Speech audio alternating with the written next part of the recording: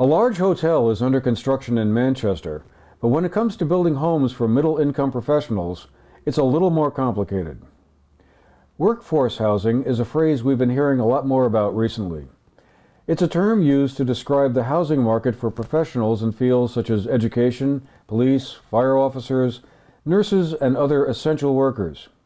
More recently, here in Vermont and locally, it's also been one of the subjects looked at closely in the North Shire Economic Development Strategy, or NEDS study, and is also one of the main themes that has emerged from a review of local land use regulations and zoning ordinances currently underway by the Manchester Planning Commission.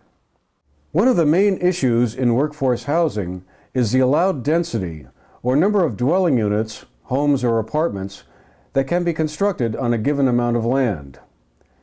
Adjusting the allowed densities to enable more dwelling units per acre to be built has been a main focus of the Manchester Planning Commission's work, according to Planning Commissioner Todd Nebraska. We're taking a hard look at all of the areas of town, and we are looking at, what we've heard from developers is that densities are a large, and we touched on that why, densities are a large part of what would allow more workforce type housing to be built.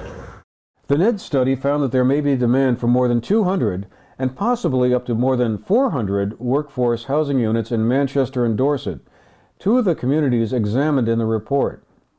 The report also found that the housing market is at present unable to deliver adequate new single-family housing for less than $300,000 due to land costs, construction costs, zoning regulations, and infrastructure availability.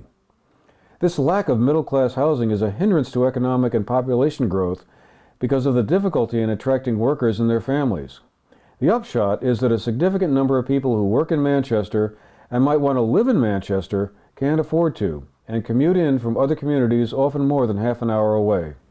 A basic problem is that constructing workforce housing doesn't yield the kind of financial return builders or developers can obtain from putting up other, more upscale kinds of housing. Often town governments will try to encourage them through incentives of one kind or another, like being excused from an Act 250 land use review. Reducing the costs of development is one key to increasing the supply of workforce housing. Bill Drunzik is one local developer with experience in constructing low-cost housing. On the supply side, in Manchester right now, I think one of the issues is our density situation, our zoning situation. That's probably number one. Obviously, you start off with a $100,000 piece of land, and if you can only build one house on it, that pushes your cost up. If you can build two, quickly, anybody does the math, and you can build five, that dramatically reduces your cost per unit. I think why there's been some gradual attempts at this over the years, I think it needs to be much more dramatic. I think town government and the Planning Commission are well aware of that, and they're heavy into investigating where and what's the best place to do it. Manchester's town manager John O'Keefe says the availability of workforce housing, or the lack of it, has an effect on the town's ability to attract younger workers in the family-forming years. Additionally, many of today's young millennial generation are showing signs of wanting to live in downtown areas where they can walk or bike to work. One of the pieces that we're looking at in the zoning updates, and also something that came out of the NED study, is the need for workforce housing. Or workforce housing, could also be called middle-class housing. So it's your traditional 3-bedroom, 2-bathroom ranch or colonial type house is what most people would think of as workforce housing. There is an element of apartments too. So the workforce piece that we're sort of missing in the North Shire, according to demographics and everything else, is younger workers. So that would be the apartment-based living. And then also middle-income families. And middle-income families are actually a little higher than most people would expect. It's usually two spouses working, somewhere between the high 5 figures and low 6 figures. So let's call it about $100,000 family income. That means both parents are making about $50,000 a year. And right now, when we've looked at housing in the area, it's very difficult to buy a house in that bracket. The other piece that we're finding is that employers more and more are saying that they don't have access to the employees that they need.